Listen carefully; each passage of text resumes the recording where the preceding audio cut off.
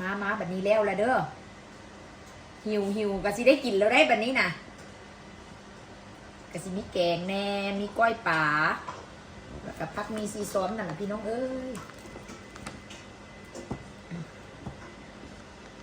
พัดก็สิบ่ว่าคนกินหลายซะละบ่นอนจกเข่าพูนะความหิวนะตาใหญ่ก้อนห้องได้นี่คอยว่าหิวแห้งบึงได้นี่โอ้ยหิวคัก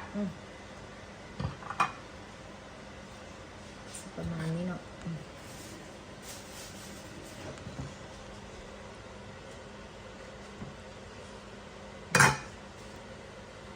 มากินกันนะนี่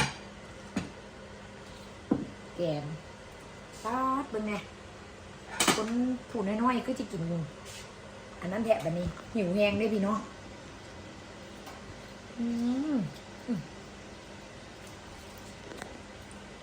เข้ากับบุญยอมจกเกลือหน่อยอีกเด้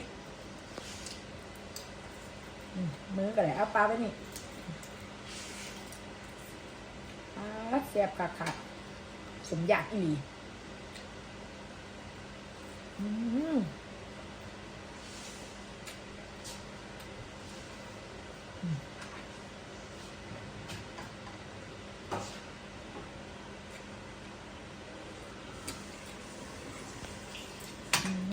แซ่บ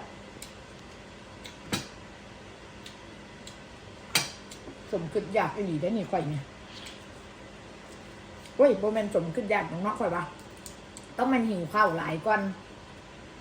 ย่าเป็นเพิ่นหิวข้าวหลายก้อนเลยนี่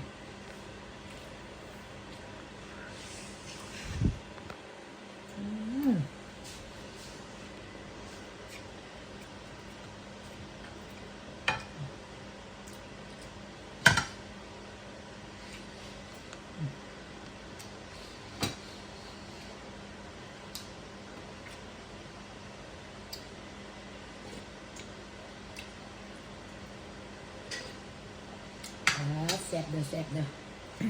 อมาพี่น้องมากินข้าวพร้อมกันนี่นะแซ่บอีหลี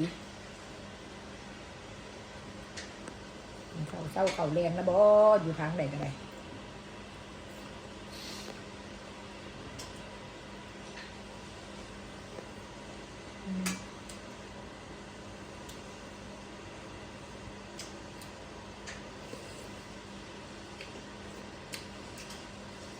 บ้านเขาก็จะเป็นแกงป่าเนื้อแกงส้มป่า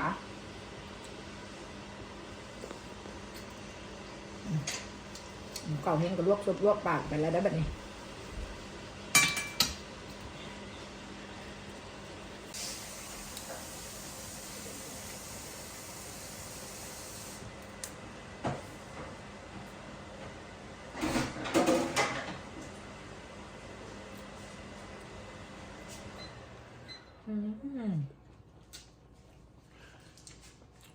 คำเด็ดตรง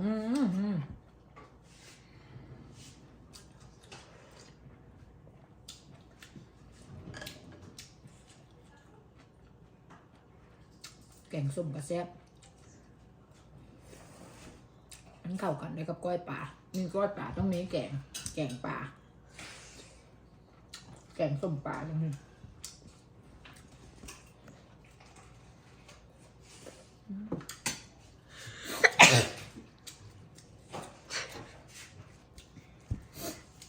แห้งเนาะ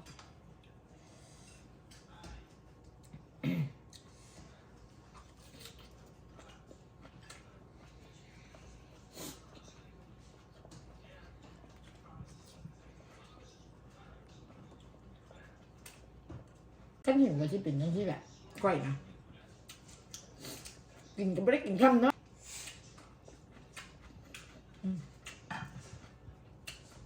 เติมอีกกี่บาทก่อน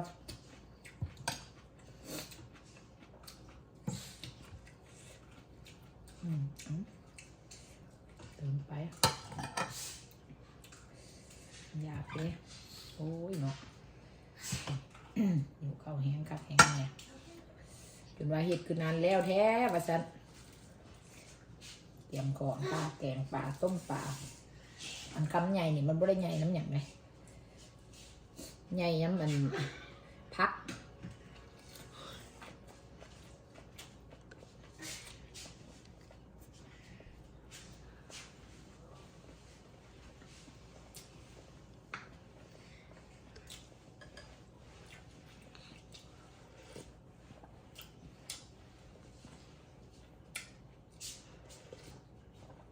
ห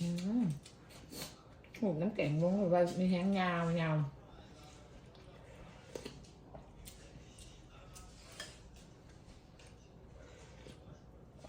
มาเด้อผู้ใดได้บ่ทันได้กินข้าวกินน้ำ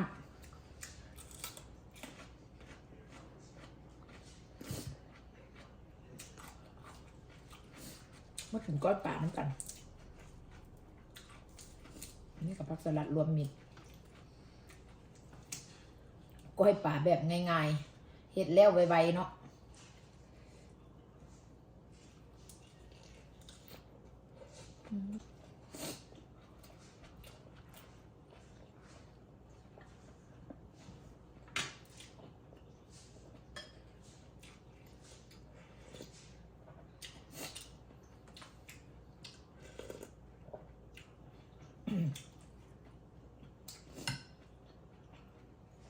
ผมข้าวบดแดดมีแห้งแบบนั้น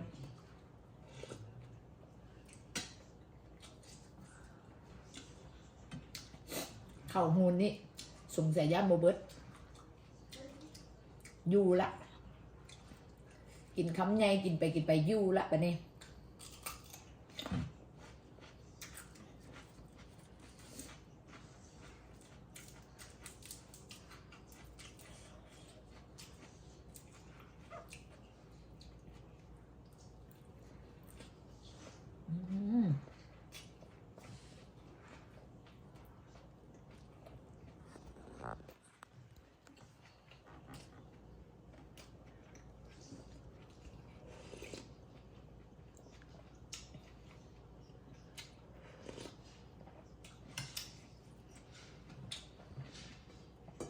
มาเด้อไปเลยบ้านไม่กิน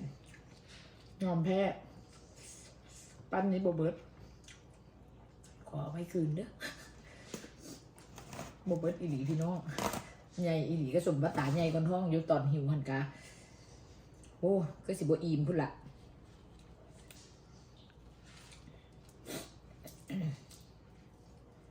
กินคำใหญ่กินไปกินมาอยู่เองได้ไหมเนี่ยพุ่นนะหยุดมันคำนี้เยอะมันจึงสิกินแซ่บแซ่บ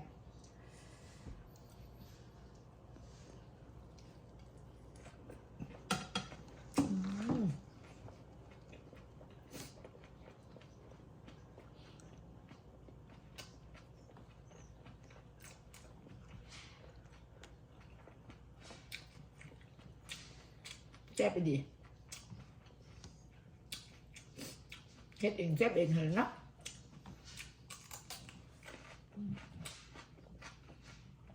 ออกกินข้าวของเราเป็นเนาะหิวแห้งจะบนแนมบางหนาพี่ดาน้อง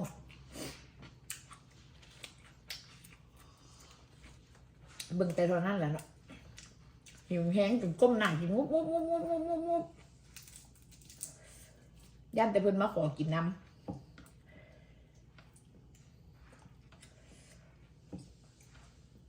คำนี้ก็สิอิ่มละเบิ่งไหมความตักกันยังตาใหญ่คนท้องละค่อยนะ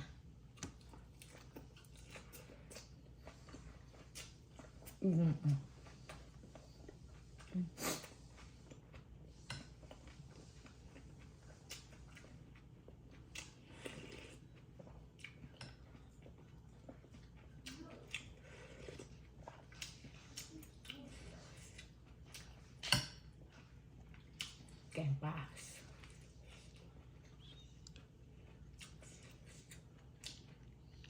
สดเข้าบ่ได้ฮ้อนเผ็ดไปมาบวกกับฮ้อน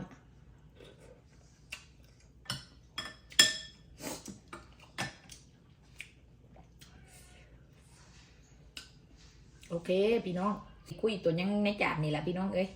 โอเคบ่เว้าหลายใหญ่ห่างเนาะขอลาความหลมบาย